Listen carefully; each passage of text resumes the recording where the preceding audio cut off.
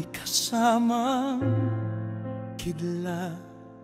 Ang langit ay nahati sa malawak na lupa, ay nakatayo ang kordero ng Diyos, ay bumababa sa burol.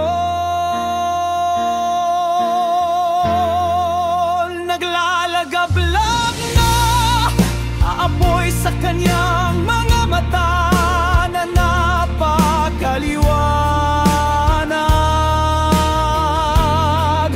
Ang buhok ay parang niyebe sa ilalim ng liwanag ng langit. Mga talampakang tanso na sumusunog sa lupa.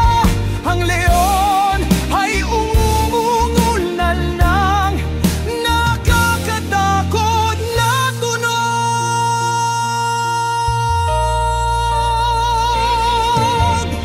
Mga hakbang na may layunin, espada sa kamay.